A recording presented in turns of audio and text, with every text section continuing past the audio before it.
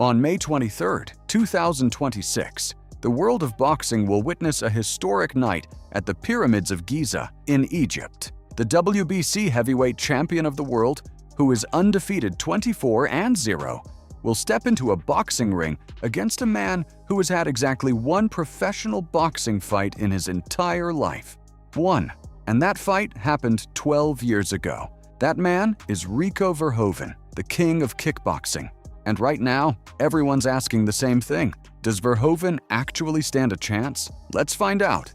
Kickboxer versus boxer. How big is the gap, really? It all starts with the comparison. Kickboxing builds toughness and timing, whereas boxing exposes technical flaws early. A lazy jab gets picked off. A square stance gets spun. Miss with the lead hand and you're eating a counter. 12 championship rounds are about ring IQ and conditioning. You have to hold your position, work behind the jab, and keep your feet under you while the other man is setting traps. That right there is the core difference. And it sounds simple when you hear it, but let us actually break down what it means in practice, because most people do not know what makes boxing different from kickboxing at the top level. You see, in kickboxing, your whole body is a target. Kicks to the thigh, kicks to the body, knee strikes, you have to counter it all. So your stance naturally opens up slightly to distribute the threat. Your guard sits slightly lower because you need to cover your torso and your legs at the same time. Your footwork tends to be more planted because you need a solid base to both throw and absorb leg kicks. Your head movement is more conservative because dropping into a slip leaves your head in range of a rising knee. All of these are smart, correct adaptations for kickboxing, and at the highest level, Rico Verhoeven is the finest in kickboxing. The moment you put that fighter in a boxing ring, his technique has to deal with something for which it was never made. Because if you've a slightly open stance, a smart boxer will stand. This is not to say that kickboxers have no match with a boxer, but it is how physics works. Now, what makes this fight so interesting is Verhoeven is not just aware of the distinct nature of these two combat sports, but he has been training heavily to work on his technique and adjust it for the boxing ring. Verhoeven described how working with Peter Fury had benefited him. In the beginning, my jab was so bad. It wasn't quick enough. He took the time, patient, kept working day in, day out. What you see in the kickboxing part? They're all stiff, standing there. Boxing is more light, touching up, moving.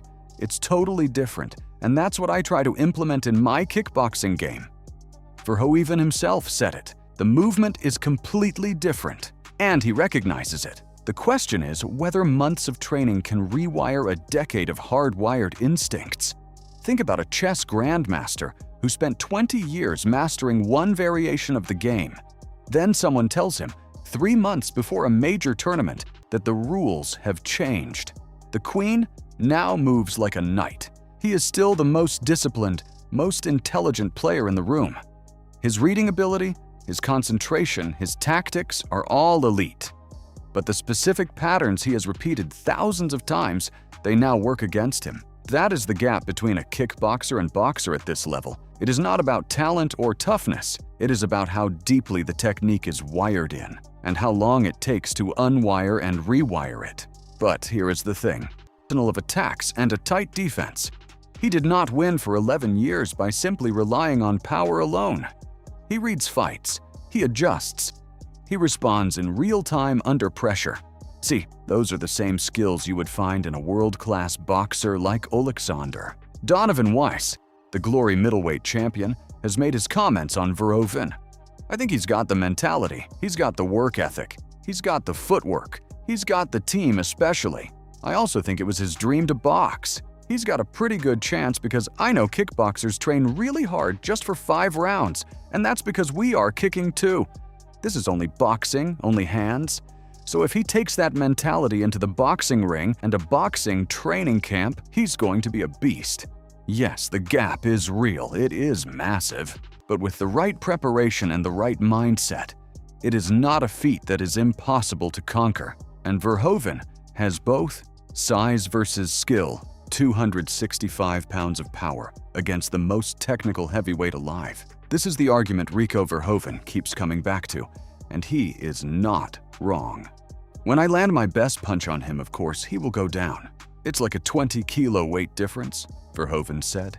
He's like a built-up cruiserweight, and I'm a naturally born heavyweight.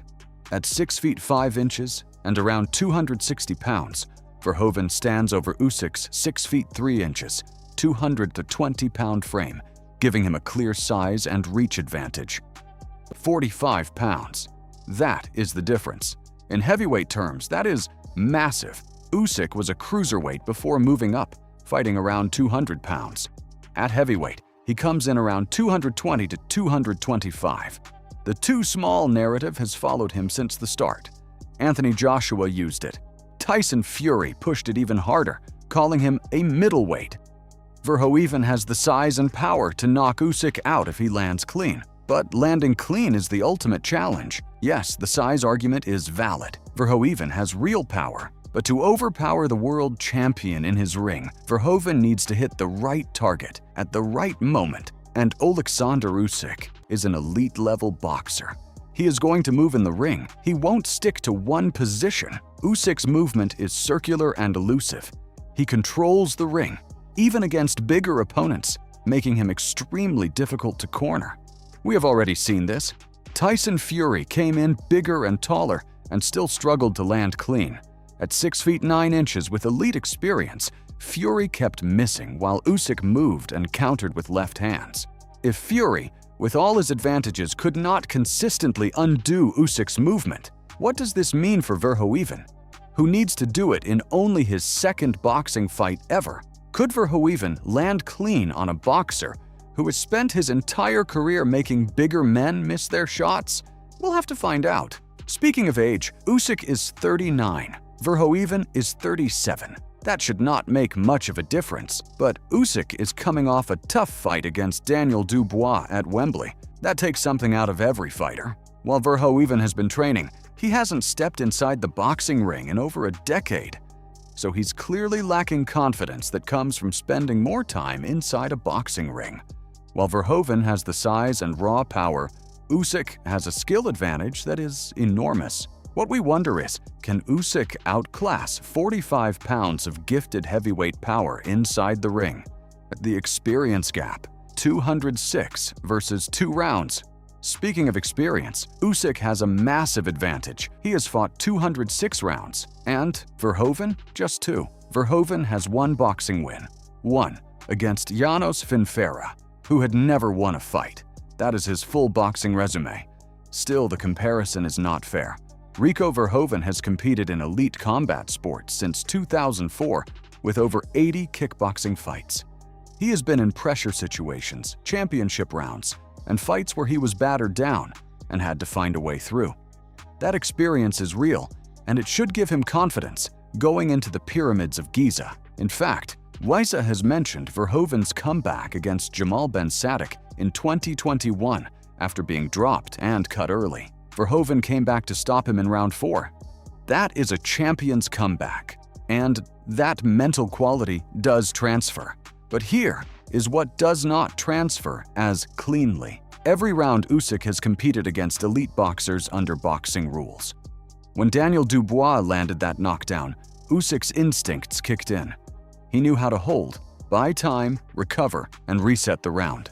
That special ability has been built through going to war in 206 rounds. Verhoeven has never had to do that in a boxing ring. He has never been hurt by a boxer. Plus, he has never been forced to rely on boxing tools, clinching, controlling distance, or using footwork to create space.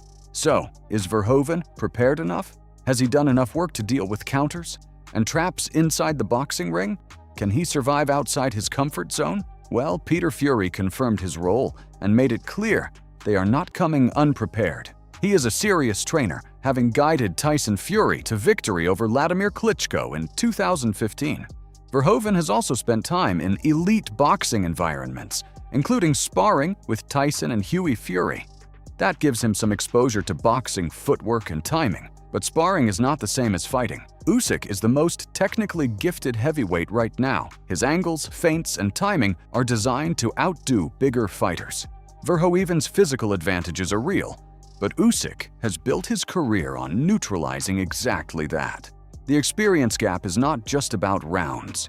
It is about instinct. The big question remains, can Verhoeven survive outside his comfort zone? Win conditions. So, where does this fight actually go? In the early rounds, rounds 1 through 4, Rico Verhoeven has his best opportunity. This is where his size and raw power matter most. A big man throwing heavy shots creates problems even for elite boxers early on. Usyk would need a round or two to read Verhoeven's timing, figure out his distance, and identify his spots. So, during those 4 rounds, one right hand from Verhoeven can change everything. Just one, and that is a very realistic analysis.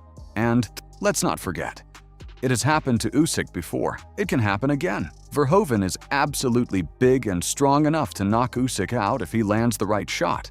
But Verhoeven needs to land that shot before Usyk fully locks in, and Usyk needs to use the first few rounds carefully. He cannot afford to lose focus. Now, here is what Usyk would do that makes him uniquely difficult for someone like Verhoeven. He is a southpaw. As a southpaw, Usyk presents a unique threat for his opponents. For a kickboxer who has spent his career preparing for orthodox opponents, the angles are going to feel completely new.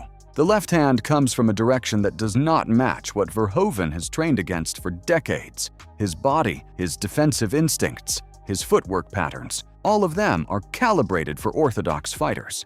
And Usyk's southpaw stance disrupts all of that from the opening bell. And then there is the movement. Experts often describe Usyk's movement as circular and elusive. He maintains control of the ring, even against opponents who are big, making it nearly impossible to corner him. This is the fundamental problem for any power puncher facing Usyk.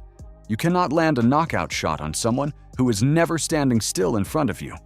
Verhoeven's power is real, but power only works when your foot is planted and your target is set. Usyk removes both of those conditions simultaneously. Now, without question during the fight, Verhoeven's size will be mentioned. But what we also know is Tyson Fury walked in heavier and taller and still found himself reaching for Usyk while eating left hands. And we're not being biased. Watch the Usyk-Fury fights. Fury, who is one of the most technically skilled heavyweights in recent history and has been boxing since 2008, could not outclass Usyk's movement. He spent entire rounds reaching, trying to make contact. Even becomes very clear. Kickboxing builds toughness and timing, but boxing exposes technical flaws like no other sport. This is the technical reality that every analyst will be talking about on May 23rd. Boxing requires an elite level of stamina to get through a war of 12 rounds. So, if Verhoeven has any chance to come out on top in the battle, he has the first 6 rounds. And if he does not land a shot that breaks Usyk, it won't be long before Usyk figures out how to outclass him. Mismatch or legit fight? At the London press conference, the difference has been mentioned. Verhoeven came in loud and confident, leaning on his physical advantages. He pointed to a reported 20-kilogram weight gap and predicted a knockdown if he lands clean, calling himself a big unit and saying Usyk would feel the difference. Usyk gave nothing away. He ignored the size narrative and stayed calm. May 23rd may be a good fight. It's not pressure. I am preparing for this fight. What stood out was why Usyk took the fight. For once, I want to do what I want, not what I need. Now I do what I need. For me, it is a challenge. After beating Joshua, Fury, and becoming undisputed twice, this is different. It is personal. Now that mindset, fighting because he wants to, can be dangerous, while Verhoeven has embraced the moment. What an opportunity we have to upset the world and write history. To be the very best, you have to be a little bit crazy. He knows the odds, but also knows that one clean shot with his 265-pound frame could change everything. He turned down a UFC deal and gave up a long-held title for this. His trainer, Peter Fury, has been very direct. My fighter's a serious fighter, so this will be a great fight.